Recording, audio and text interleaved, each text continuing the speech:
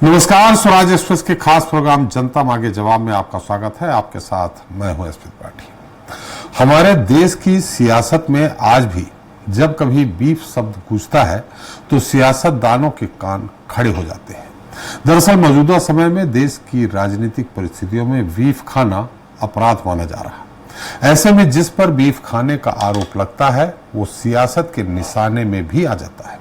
ताजा निशाना कांग्रेस नेता राहुल गांधी पर साधा गया है। भाजपा के कद्दावर नेता कैलाश विजयवर्गीय ने राहुल को बीफ खाने वाला कहते हुए तंज कसा है, जिसने एक बार फिर इस सवाल को जिंदा कर दिया है कि क्या देश में बीफ खाना अपराध है। क्योंकि अगर यह अपराध है तो भाजपा के ही कई नेता इस अपराध की पैरवी करते हुए भी देखे जा चुके हैं। केंद्रीय मंत्री किरण रिजिजू बीफ खाने की बात सार्वजनिक तौर पर स्वीकार कर चुके हैं। मेघालय सरकार में भारतीय जनता पार्टी के मंत्री सनबोर शुलई भी बीफ खाने की वकालत कर चुके हैं। संघ के वरिष्ठ नेता मनमोहन वैद भी यहां तक कह चुके हैं कि बीफ खाने वाला भी संघ का सदस्य हो सकता है। तो फिर क्या वजह है कि जब यह आरोप राहुल गांधी पर लगता है तो सियासी शोर ज्यादा सुनाई देता है और मध्य प्रदेश कांग्रेस इस मुद्दे से किनारा क्यों कर रही है? आज इस पर चर्चा करेंगे, लेकिन उससे पहले बात कर लेते हैं छत्तीसगढ़ की, जहां नेशनल हेराल्ड मामले में कांग्रेस ने फिर सवाल खड़े किए हैं। ईडी पर भाजपा के इलेक्शन विंग की तरह काम करने का आरोप लगाते हुए कांग्रेस ने 27 अप्रैल तक देश भर के 57 शहरों में प्रेस कॉन्फ्रेंस करने का प्लान तैयार किया है। अलग अलग शहरों में होने वाली प्रेस कॉन्फ्रेंस में कांग्रेस यह बताने का प्रयास कर रही है कि राहुल और सोनिया गांधी पर लगे आरोप न सिर्फ बेबुनियाद हैं, बल्कि कांग्रेस को कमजोर करने की साजिश भी है। आपको बता दें कि ईडी ने अपनी चार्जशीट में नेशनल हेराल्ड की 2000 करोड़ की संपत्तियों पर कब्जा होने का आरोप लगाया है और इस आरोप की आंच सीधे तौर पर राहुल गांधी और सोनिया गांधी को प्रभावित कर रही है। ऐसे में कांग्रेस अपने नेताओं पर लगे आरोपों पर खुलकर पलटवार कर रही है। आज हम इसी पर चर्चा करेंगे अपने खास पैनल से। आज का मुद्दा है हेराल्ड पर बवाल, कांग्रेस करे सवाल।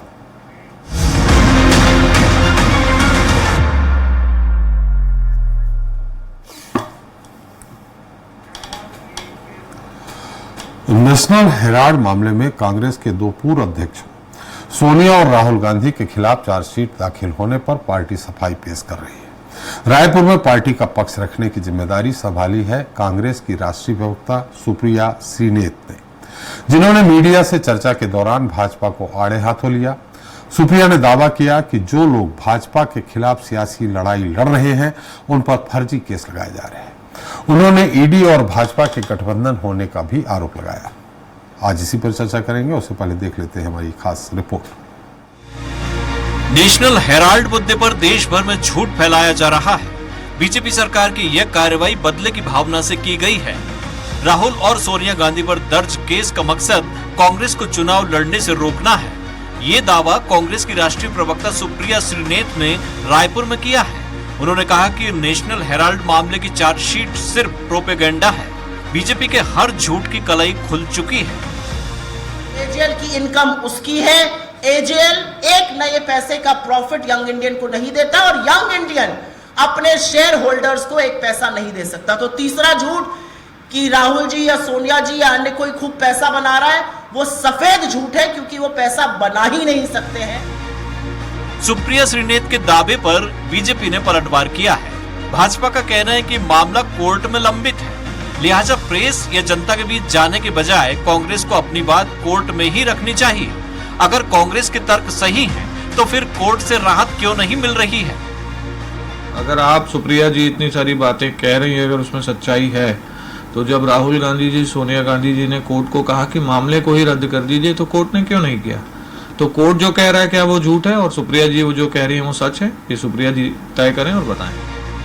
बहरहाल कांग्रेस का कहना है कि नेशनल हेराल्ड मामला जनता का ध्यान भटकाने, बरगलाने और तथ्यों को तोड़ मरोड़ कर पेश करने का एक प्रयास है। बीजेपी की सरकार अपनी विफलताओं से ध्यान भटकाना चाहती है। अब देखना दिलचस्प होगा कि सियासी आरोप प्रत्यारोपों के बीच जनता किस पर भरोसा करती है। स्वराज एक्सप्रेस के लिए रायपुर से दिलीप साहू की रिपोर्ट। तो हेराल्ड पर बवाल, कांग्रेस करे सवाल, इस पर चर्चा करने के लिए मौजूद हैं अमित श्रीवास्तव जी हैं, कांग्रेस वक्ता हैं। रायपुर से ही हैं राजीव चक्रवर्ती जी हैं, बीजेपी वक्ता हैं, पी सीरज जी हैं, वरिष्ठ पत्रकार हैं, रायपुर से ही हैं। आप सभी का हमारे खास कार्यक्रम में बहुत बहुत स्वागत है। एक बार राजीव जी, जैसा कि सुप्रिया जी ने आरोप लगाया है कि 5,000 करोड़ की प्रॉपर्टी बता रही है बीजेपी, लेकिन आईटी सेल ने ही 369 करोड़ की कुल प्रॉपर्टी बताई है। क्या आप मानते हैं, क्या सच्चाई है इसमें?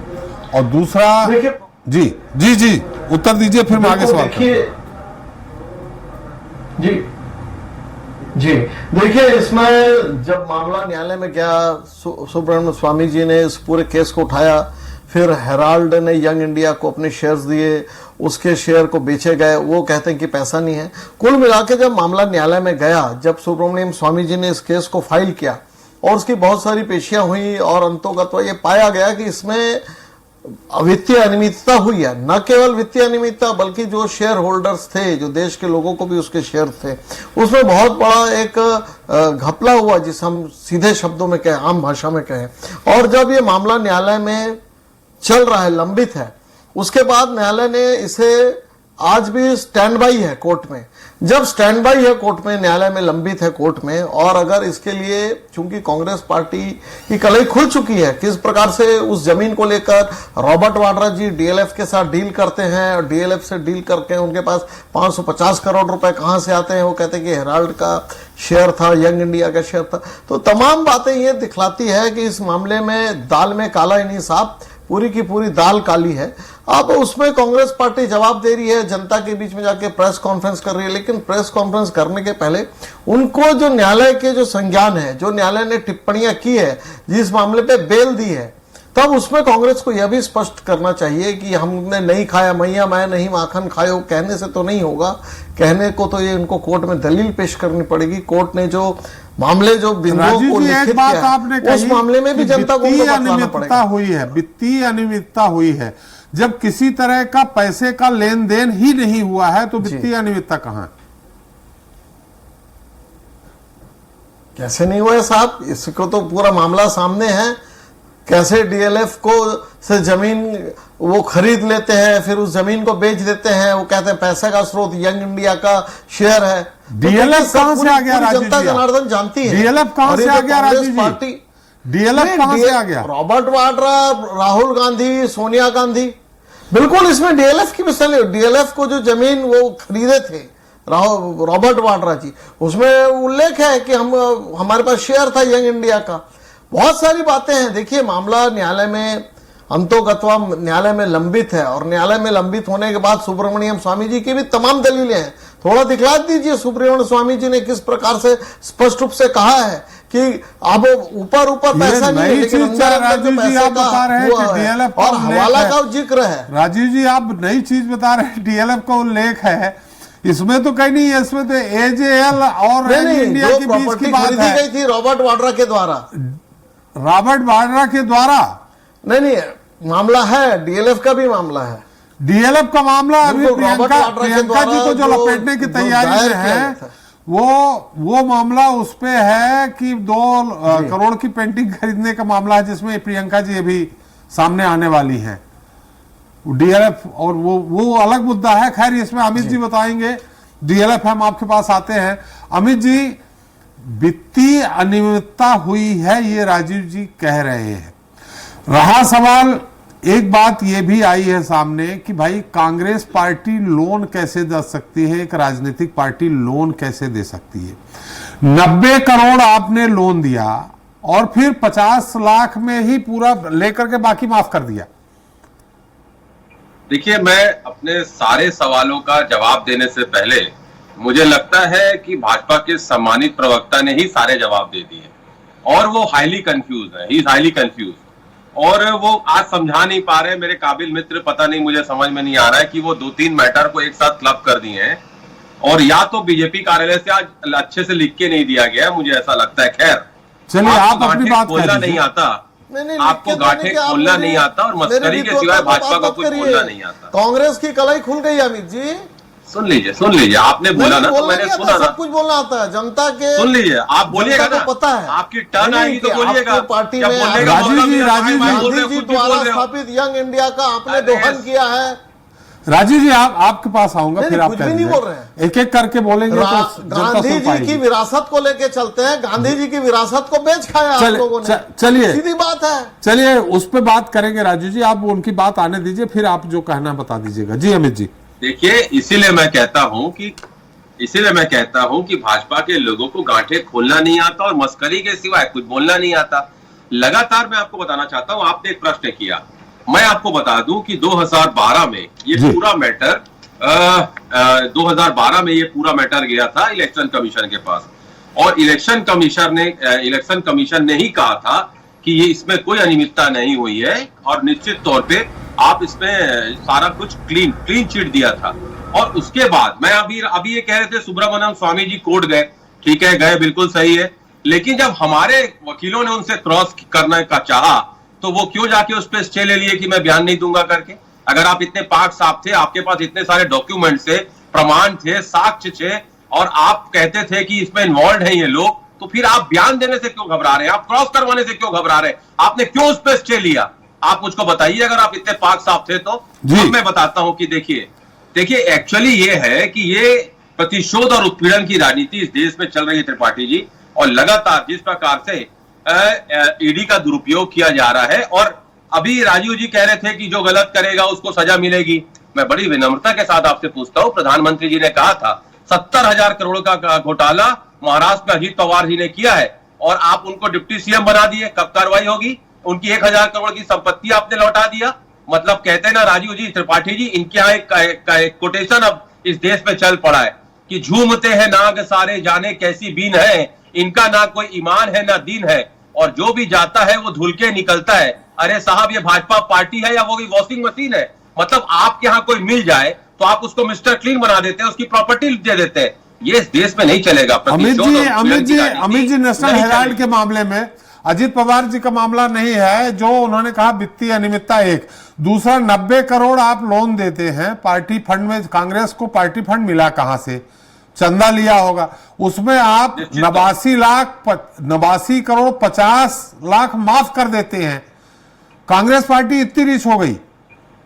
देखिए मैं आपको बता देता हूं, दिक्कत यही है इस देश में, जब ईडी को आगे करके ये चंदा लेते हैं तो उस पर कोई बहस नहीं होती। लेकिन मैं आपको बता दूं कि कांग्रेस पार्टी ने, जब मैंने कहा ना इलेक्शन कमीशन बेंच के पास हम 2012 में गए थे और बेंच ने अपने ऑर्डर में कहा था कि इसमें कोई नियम और प्राविधान का उल्लंघन नहीं किया गया है, order by completed bench of election commission. और आपको मैं बता दूं उस समय एएलजे में 760 जो शेयर होल्डर थे और एएलजे को मिला के 761 नंबर ये इसका था। लेकिन आपने खुद ही कहा, इन्होंने क्या किया, मनी लॉन्ड्रिंग की एक्ट लगा दिया। अरे मनी लॉन्ड्रिंग के लिए 2 thing is required Raju ji, money और उसकी ट्रेलिंग। यहां तो ना मनी इन्वॉल्व है ना ट्रेलिंग इन्वॉल्व है। आपने कैसे मनी लॉन्ड्रिंग लगा दिया बताइए, कैसे आपने इन्वॉल्व कर दिया? ये तो क्वेश्चन का मैटर है। और आप कह रहे, बड़ी विनम्रता के साथ मैं आपसे कहता हूं, कहिए स्वामी जी को आ जाए क्रॉस पे। आपके नेता है ना, राज्यसभा सांसद थे, आप उनको कहिए कि कोर्ट में आए, क्रॉस कराए, समझ में आ जाएगा। दूध का दूध और पानी का पानी हो जाएगा कि कैसे किसी के ऊपर झूठा आरोप लगाया जाता है और उसके बाद अच्छा, अमित जी आप कह रहे हैं कि कुछ नहीं था, मनी नहीं था, लॉन्ड्रिंग नहीं था। नहीं, एक बात का जवाब दे दीजिए अमित जी, भेजिए ना स्वामी जी को क्रॉस करवाने, भेजिए, क्यों है? दूध का दूध और पानी का पानी हो जाएगा। अमित जी सुन लीजिए, राजू जी कुछ कहना। स्वामी जी ने तो कह दिया, पूरा का पूरा मामला साफ है। सुब्रमण्यम स्वामी जी ने स्पष्ट रूप से कहा है इसमें मनी लॉन्ड्रिंग हुई है, इसमें इरेगुलरिटीज हुई है, इसमें भयंकर वित्तीय अनियमितता की गई है। वो ये कह रहे हैं क्रॉस करें कोर्ट में आके। विरासत और सियासत की आप बात करते हैं, उनके द्वारा यंग इंडिया के शेयर्स फ्लोट होते हैं, उसके प्रोमोटरशिप का शेयर्स आप ले लेते हैं, उसके पैसे का आप ऊपर ही ऊपर हवाला कर देते हैं, फिर कहते हैं वो लोन दिया गया है। तो देखिए साहब, ये हवाला नहीं हुआ राजीव जी, जो कुछ राजीव जी हवाला नहीं हुआ है। त्रिपाठी जी उनको पढ़ने लिख के आके बोलिए, कुछ भी बात। 100 बैंक ट्रांजैक्शन चेक के माध्यम से एजेएल को पैसा दिया गया था। सबको पढ़ने लिखने आता है। इसीलिए देखिए जनता ने 40 पर, फिर 45 पर, अभी 99 पर रोका है। ये 99 का फिर इसीलिए रोका है कि गांधी जी की विरासत की सियासत को आपने गबन किया है, वित्तीय अनियमितता हुई है। राजीव और जी। वित्तीय अनियमितता होने के बाद आपके पास कोई जवाब नहीं, आप प्रेस कॉन्फ्रेंस कर रहे हैं। आप कोर्ट में जाकर केस को जीतते क्यों नहीं? आप कहते हैं इलेक्शन कमिश्नर ने कहा था कि इस केस नहीं बनता, फिर माननीय उच्च न्यायालय में कैसे चल रहा है? माननीय सुप्रीम कोर्ट में कैसे मामला लंबित है? चलिए, ये तो खैर फैसला करेगा जब कोर्ट, तब समझ में आएगा। रथ साहब देखिए, ट्रांजैक्शन हुआ या नहीं हुआ, रथ साहब मेरी आवाज आ रही? ट्रांजैक्शन हुआ नहीं हुआ, केस सही है नहीं है, मनी लॉन्ड्रिंग हुई नहीं हुई, ये अलग मुद्दा है। लेकिन ये राजनीतिक मुद्दा जरूर भुनाने का है। यहां जरूर भुनाया वही जाता है जहां पैसे का लेन देन होता है, यहां राजनीति भुनाई जा रही है। पीसी साहब। जी जी, बिल्कुल बिल्कुल। ये पूरा मामला जो है शुरुआत से अब तक का जो अभी तक के जो समझ में आ रहा है, क्योंकि जिस तरह से सुब्रमण्यम स्वामी जी का रोल रहा है इस मामले को लगातार उठाने में, और उसके बाद जब कॉन्क्रीट होने वाली बात आई कोर्ट के स्तर पर, तो उन्होंने जिस तरह से स्टे लिया, तो ये कहीं ना कहीं इस मामले को एक हथियार के रूप में, राजनीतिक हथियार के रूप में इस्तेमाल करने की कोशिश, चूंकि सत्ता पक्ष है और उसके पास सारे संसाधन है, पुलिस है, यूएपीए भी लगा सकती है। वो जैसे न्यूज क्लिक के मामले में यूएपीए लगाया गया और 3-4 महीने तक उसके संपादक जेल में रहे, और तमाम तरह से उनके ऊपर भी मनी लॉन्ड्रिंग और इस तरह से अलग अलग वित्तीय अनियमितता का आरोप लगा था, जिसको बाद में हाईकोर्ट और सुप्रीम कोर्ट ने खारिज कर दिया और कहा प्रकरण ही गलत लगाया गया था करके। तो इस तरह से सत्ता का उपयोग करके ईडी और ये सीबीआई वगैरह का इस्तेमाल तो लगातार होता रहा है। कांग्रेस ने पहले थोड़ा बहुत किया होगा, लेकिन भाजपा ने उसको पूरे उरूज तक पहुंचा दिया है और देश में लोग देख रहे हैं उसको। भाजपा ने कहा था कि सीबीआई कांग्रेस का तोता है। भाजपा ने कहा था कि कांग्रेस, जब यूपीए की सरकार थी, जी बिल्कुल, तो यूपीए सरकार यानी कांग्रेस की का तोता है सीबीआई। कांग्रेस का सरकार का तोता है करके कहा था, तो अब ये तोता कहीं और आगे तक चला गया है। वो बिल्कुल एक तरह से उसमें उपमाएं और बदल गई हैं, और किसी भी हद तक वो उपमाएं जा सकती हैं। पार्टी का ही एक विंग बता दिया जाता है। चुनाव के दौरान तो ये बात लगातार आई है कि ईडी सीबीआई जो है वो भाजपा के 3 भाई, इस तरह से जो है उन्होंने स्लोगन चला रखा है। लेकिन कुल मिलाकर के राजनीतिक धींगा मस्ती ज्यादा लगती है। मुझे याद आ रहा है 30 साल पहले जो बोफोर्स के 60 करोड़ के मामले को लेकर के लंबे समय तक के राजनीतिक उहापोह की स्थिति बनाई गई थी, लेकिन मीडिया उस तरह से आक्रामक मूड में नहीं था, आक्रामक स्थितियां नहीं थी मीडिया की। लेकिन अब जो है मीडिया जिस तरह से 24 घंटे का मीडिया, नेट मीडिया, हर तरह से इसमें चीजें इन्वॉल्व होती हैं और पूरा माहौल, एक वातावरण निर्माण किया जाता है। बहुत सी घटनाएं देश में इस तरह से समय समय पर उठाई जाती हैं ताकि बेसिक मुद्दों को लेकर के जागरूकता न हो और इस तरह के मुद्दों में लोग उलझे रहें। देश का बहुत बड़ा वर्ग है जो और दूसरी समस्याओं से आक्रांत है, उससे उसको ध्यान भटकाने के लिए, उससे उसको देखिए, छत्तीसगढ़ में महतारी वंदन के नाम से सारे विकास योजनाओं का पैसा जो है, ये कहा जा रहा है कि नहीं भैया पैसा नहीं है, महतारी वंदन के लिए पैसा लगाना है। कोई नए प्रोजेक्ट शुरू नहीं किए जा सकते हैं, कोई नए मेडिकल कॉलेज में काम नहीं हो पा रहा है, किसी भी तरह का नया विकास कार्य जो है छू नहीं पा रही है सरकार। और राजनीतिक उठापटक इतनी ज्यादा है, ट्रांसफर तबादले इतने ज्यादा हैं कि ठीक अभी 15-16 महीने के बाद भी सरकार का रुख समझ में नहीं आ रहा है कि किस दिशा में सरकार का विकास का चक्र चल रहा है। और ऊपर से जो अलग अलग जो खदाने हैं उसको इस बीच साइलेंटली जो अलॉटमेंट बड़े बड़े कॉर्पोरेट को कर दिया जा रहा है, वो अलग इशू है छत्तीसगढ़ के जुड़े हुए बुनियादी इशू। एक तरफ से हम ये जलवायु परिवर्तन की बात कर रहे हैं, गर्मी से लोग हलाकान हैं, लगातार बढ़ते हुए वातावरण में परिवर्तन जो आ रहा है। रथ साहब, नेशनल हेराल्ड के मुद्दे पे आ जाए, नेशनल हेराल्ड के मुद्दे पे, नेशनल हेराल्ड का मुद्दा भी उसी तरह का मुद्दा प्रतीत हो रहा है ज्यादा, कि जिस मुद्दे पर बात होनी चाहिए उसके बजाय ऐसे मुद्दे उठाए जाएं जिस मुद्दे पे जनता का ज्यादा लेना देना नहीं है, जनता का प्लस माइनस उसमें कुछ नहीं है। जनता तो हैरान परेशान अपनी जिन समस्याओं से है, उन समस्याओं से उसका ध्यान भटकाने के लिए इस तरह के मुद्दे लाए जा रहे हैं ताकि चुनाव में उसका फायदा ध्रुवीकरण में हो सके। आगे आने वाले दिनों में बिहार में चुनाव है, देश में जिस तरह से स्थितियां हैं उसमें कहीं ना कहीं एक ध्रुवीकरण की स्थिति बनाने की कोशिशें हो रही है। और ये मुद्दे ऐसे नहीं है जो जनता के जुड़े हुए। देखिए आप चुनावी चंदे का जो मामला था, जिस तरह से सुप्रीम कोर्ट ने कड़ी फटकार लगाई थी और उसका डाटा बाद में सरकार को सामने रखना पड़ा था, और उस समय में जो डाटा छुपाने की कोशिश हो रही थी, जो अभी श्रीवास्तव जी जो कह रहे थे कि किस तरह से ईडी और सीबीआई का उपयोग करके बड़ी बड़ी कंपनियों से करोड़ों रुपए चंदे लिए गए, वो जो क्रोनोलॉजी है उसको जनता को समझने नहीं दिया गया, उसको समझने से ध्यान भटकाने की कोशिश हुई। ये तो बहुत कम राशि है। अगर भ्रष्टाचार हुआ या अगर किसी तरह का कांग्रेस के इस मामले में, हेराल्ड के मामले में अगर कहीं कोई मनी लॉन्ड्रिंग की बात अभी तक के तो आई नहीं है कहीं पर भी, लेकिन अगर आई भी हो तो उसकी राशि बहुत कम है। इससे कई गुना ज्यादा राशि जो है एक एक सरकार के निर्णय से बड़े कारपोरेट को फायदा जो हुआ है वो उठाया जा सकता है कि डीजल सप्लाई में एचपीसीएल का शेयर हटा करके अगर प्राइवेट कंपनी को दे दिया, रिलायंस को दे दिया सप्लाई का मामला, तो उससे कितने करोड़ों का फायदा उनको हो गया। ईरान से जो पेट्रोल आया उसमें किस तरह से फायदा पहुंचाया गया। तो राशि बहुत कम है, लेकिन भ्रष्टाचार के इस इशू को भ्रष्टाचार सिद्ध होना चाहिए, करोड़ों का भ्रष्टाचार सिद्ध नहीं होता कहीं ना कहीं से। अगर 1000 का भी सिद्ध हो गया तो भ्रष्टाचार की श्रेणी में आ जाता है। इस तरह से 2G घोटाला पार्ट 2 भी हो सकता है। 2G घोटाला जो हुआ था उसको लेके जो माहौल बनाया गया था, अमित जी कुछ कहना चाह रहे हैं। पार्ट 2 भी कह सकते हैं अपन इसको कि जिसके बाद में कुछ नहीं निकला उसमें। जी अमित जी कुछ कहना चाह रहे हैं। जी, आपने पूछा था कि कांग्रेस कैसे पैसा दे सकती है और कैसे दिया, तो मैं आपको बता दूं 100 चेकों से दिया, 100 बैंक ट्रांजेक्शन से दिया। एक मिनट, लेट मी कंप्लीट। और पीपुल ऑफ रिप्रेजेंटेशन एक्ट 1951 के तहत सारे वो जो रिकॉर्ड्स जमा करने पड़ते हैं इनकम टैक्स में, वो सारे हमने फुलफिल किए। और उनके कर्मचारियों को जिनको तनख्वाह नहीं मिली थी उनका पीएफ ग्रेच्युटी देने के लिए इलेक्ट्रिसिटी बिल भरा गया। और उसके बाद लगातार ऐसी कोई अनियमितता नहीं कही गई। जैसा अभी पीसी रथ साहब ने कहा, मैं धन्यवाद देना चाहता हूं। बहुत कम कलमकार होते हैं जो सच को इसमें चैनलों में रखते हैं। मैं धन्यवाद देना चाहता हूं उनको पुनः कि जिस प्रकार से अगर कुछ गलत हुआ है तो आप उस पर कार्रवाई करिए, लेकिन एक नैरेटिव सेट करना। और लगातार राजीव जी, मैं एक ही चीज कह रहा था, आप बड़े विद्वान प्रवक्ता है, लेकिन कई बार ऐसा होता है। हाँ राजीव जी आऊंगा, उनकी बात खत्म हो जाए आपके पास आऊंगा। एक मिनट और मैं आपके माध्यम से कहना चाहता हूं कि 2021 तक इस पे कोर्ट ने अपना पक्ष रखा था, रघुवीर सरकार ने रखा। और 2023 में ईडी ने पहली बार कुछ चीजों को सीज किया था और 10 अप्रैल 2024 को ट्रिब्यूनल ने उस प्रॉपर्टी को अटैच करने के लिए कहा और ये कहा 365 दिन के अंदर आप चार्जशीट पेश करिए।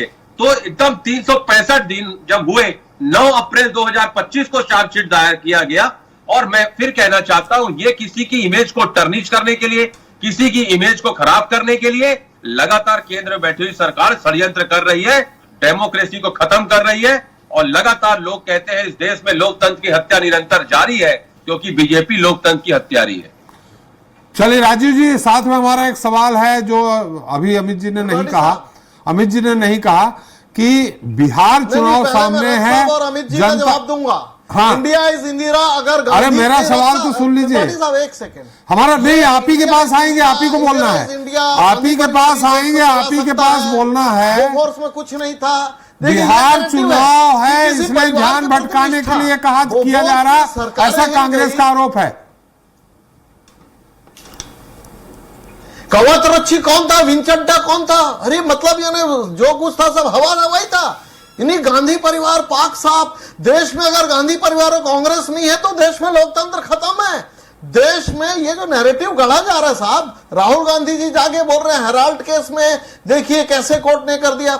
भाई हम तो लोकतंत्र को मानते हैं। हमारे खिलाफ अगर न्यायालय ने टिप्पणी की चुनावी चंदा का हिसाब दो, हम चाहते तो दबा सकते थे, कोई नया अमेंडमेंट ले आते कि नहीं देंगे देश की सुरक्षा के लिए। हमने बोला लोकतंत्र जीवित है, तभी हमारे खिलाफ भी हुआ।